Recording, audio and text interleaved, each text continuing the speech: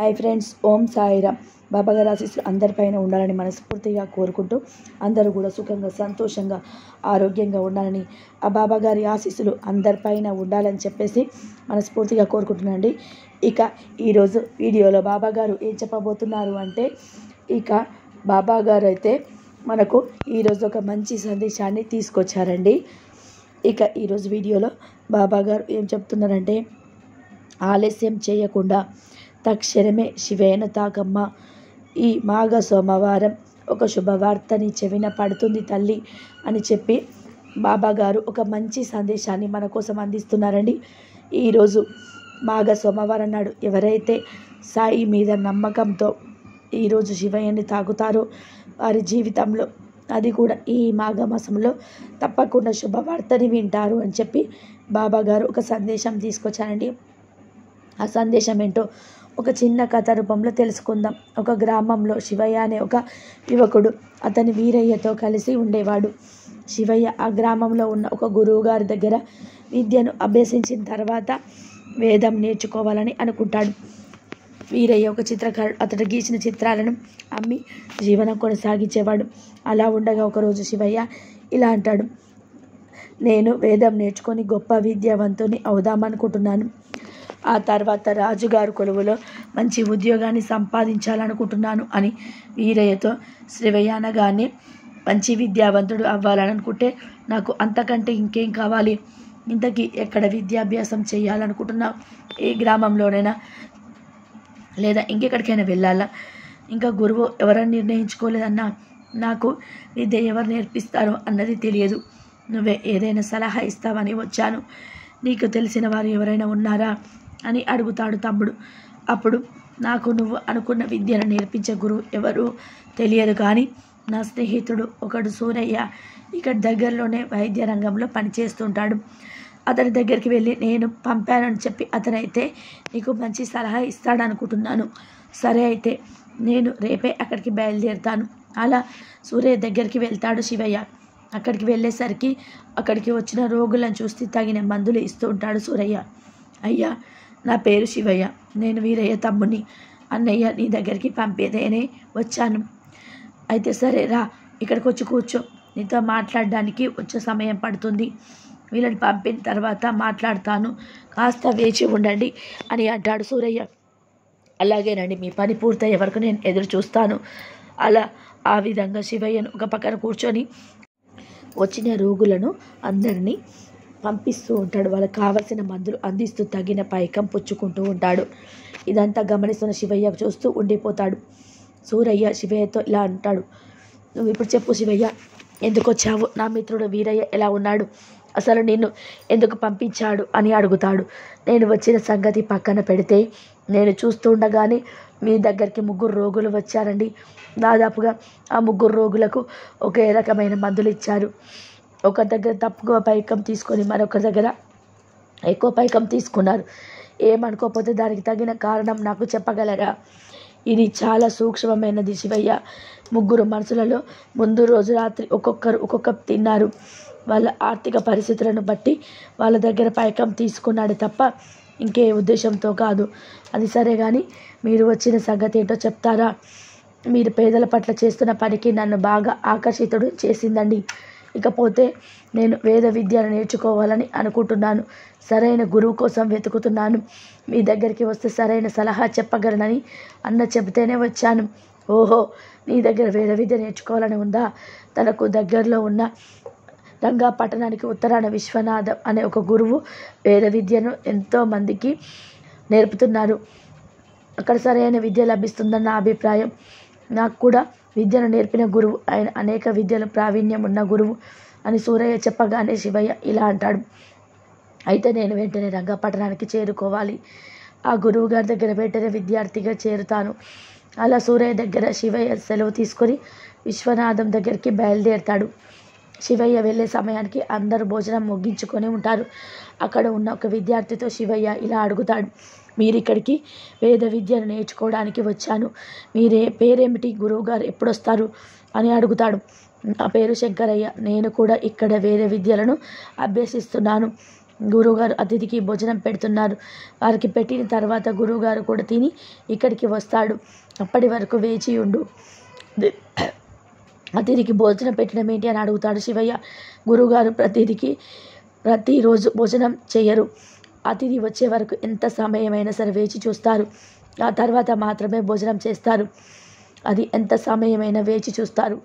ఒక్కొక్క రోజు మొత్తం ఉపవాసం ఉంటారే కానీ ఎవరికి అతిథికి మాత్రం భోజనం తినరు. అంతటి మహానుభావుడి దగ్గర నేను విద్యను నేర్చుకోబోతున్నాను అంటే నిజంగా నా అదృష్టం. నాకు చాలా ఆనందంగా ఉంది. గురువుగారు అక్కడికి చేరుకుంటారు. గురువుగారికి వందనాలు. నా పేరు శివయ్య. నేను ఈ పట్టణానికి సమీపంలోనే ఒక చిన్న గ్రామంలో ఉంటాను. నువ్వు ఇక్కడికి రావడానికి కారణం ఏంటో నాయన అని అడుగుతాడు గురువుగారు. నిన్ను ఎవరైనా పంపారా లేక నీ అంతట నువ్వే వచ్చావా? నేను వేద విద్యను నేర్చుకోవడం కోసం వచ్చానండి. మా అన్న మిత్రుడి సలహా మేరకు ఇక్కడికి రాగలిగాను. మీరు ఒప్పుకొని ఆశీర్వదిస్తే మీ శిష్యుడిగా చేరుదామనుకుంటున్నాను గురువుగారు. మంచిది నాయన. నీ వినయ విధేయతలు చూస్తుంటే బహుముచ్చటగా ఉంది. కాకపోతే ఇక్కడ కొన్ని నియమ నిబంధనలు ఉన్నాయి. వాటిని ఉల్లంఘించరాదు. వాటిని ఉల్లంఘించిన ఎడల వాటిని వెంటనే ఇక్కడి నుంచి పంపించి వేయడం జరుగుతుంది. నువ్వు విద్యను అభ్యసించవచ్చు. నన్ను శిష్యుడిగా అంగీకరించినందుకు కృతజ్ఞతలు దేవా. మీరు పెట్టిన నిబంధనలు అన్నిటినీ కూడా ఉల్లంఘించను అని మాట ఇస్తున్నాను. మీ వంటి గురుదేవులు దొరకడం నా అదృష్టం.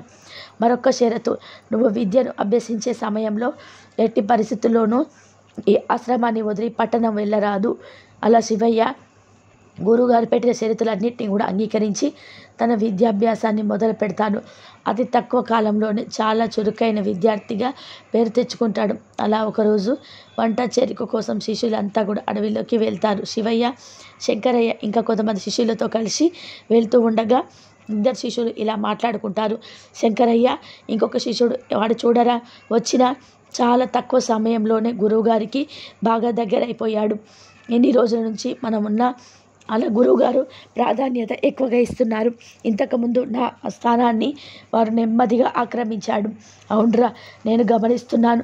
నీకన్నా వాడు చురుకుగా వ్యవహరిస్తున్నాడు. గురువుగారు ఏది చెప్పినా చాలా తొందరగా ఆకరింపు చేసుకుంటున్నాడు.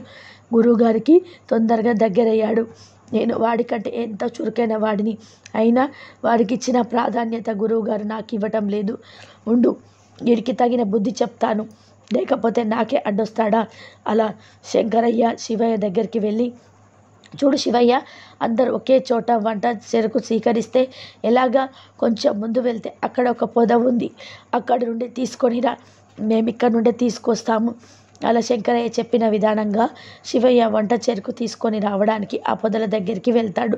ఏంట్రా శంకరయ్య, వాడిని అక్కడికి పంపావే? ఆ ప్రాంతంలో విషపూరిత పాములు ఉంటాయి, నీకు తెలుసు కదా. అందుకే వాడికి అక్కడికి పంపాను. లేకపోతే నన్ను తక్కువ చేస్తాడా?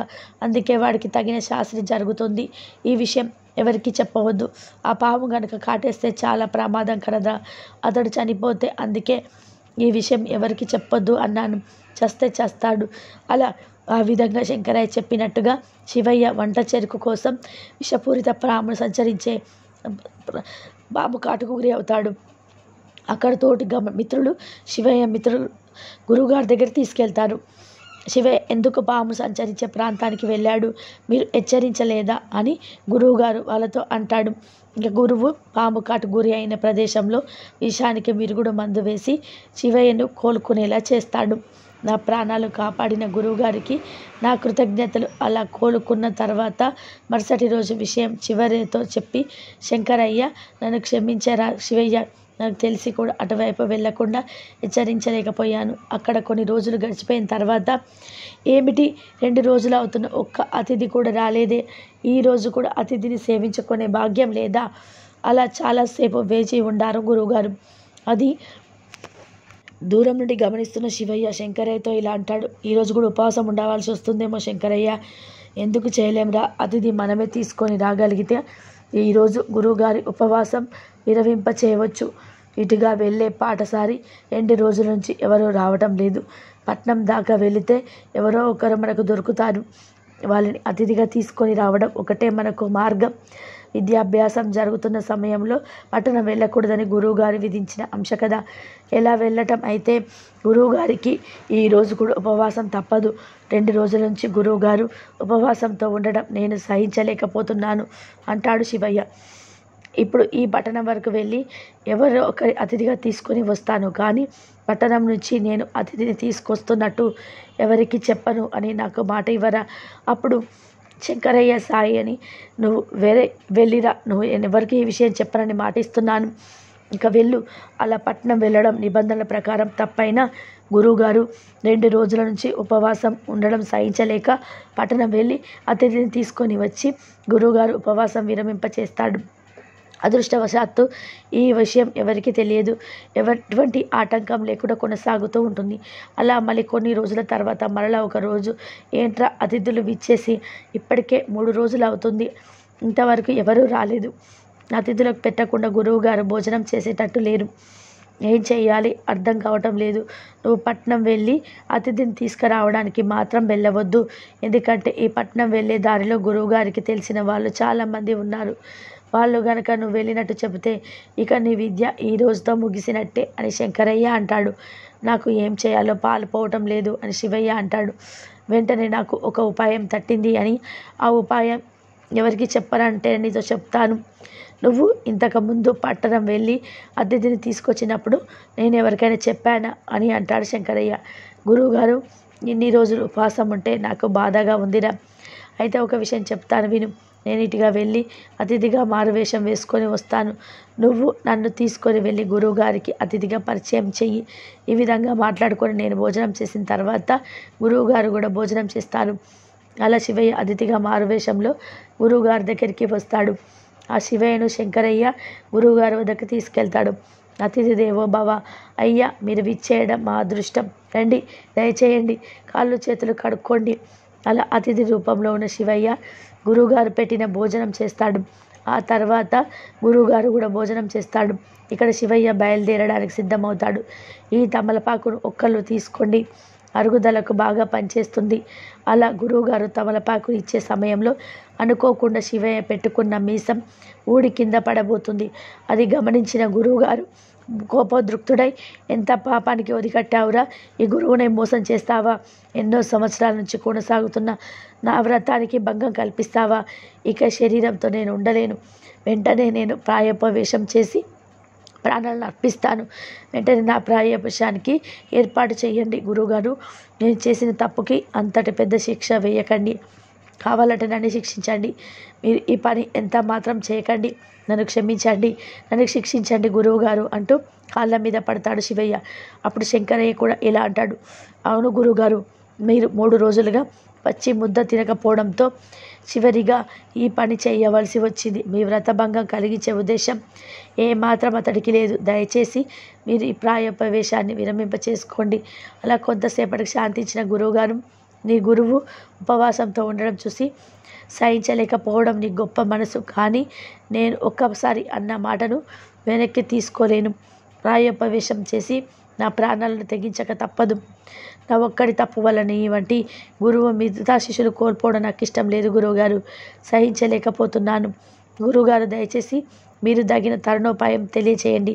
అలా చాలాసేపు శివయ్య ప్రాధేయపడిన తర్వాత గురువుగారు ఇలా అంటాడు, నువ్వు నా మనసు కదిలించావు నాయన. అయితే విను, నాకు మృత సంజీవిని విద్య తెలుసు, ఆ మంత్రం నీకు నేర్పుతాను. నేను అన్న మాట తప్పకూడదు కాబట్టి ప్రాయోపవేశం చేస్తాను. ఆ తర్వాత మంత్రం ద్వారా నువ్వు నన్ను బతికించవచ్చు. అలా మృత సంజీవిని విద్య నేర్చుకొని దానిని ఉపయోగించి గురువుగారిని మళ్ళీ బ్రతికించుకుంటాడు శివయ్య. ఈ గురుభక్తికి ఎంతగానో సంతోషిస్తాను. శివయ్య, ఇప్పటి వరకు నేను నేర్పిన శివులలో అత్యంత ప్రీతికరమైన శిష్యుడివి నువ్వే. నీ వంటి శిష్యుడికి విద్య నేర్పడం నా అదృష్టంగా భావిస్తున్నాను. ఇలా ఆ గురువుగారి దగ్గర వేద విద్య నేర్చుకున్న శివయ్య రాజు దర్బార్లో గౌరవప్రదమైన బాధ్యతను స్వీకరించి అందరికీ ఆదర్శంగా నిలుస్తాడు. ఇటువంటి బాబాగారు ఏం చెప్పబోతున్నారు అంటే, గురువు పట్ల ఒక శిష్యుడు ఉండవలసిన లక్షణాలు ఎలా ఉండాలి అన్నది ఈ కథలో శివయ్యను చూసి నేర్చుకోవాలి.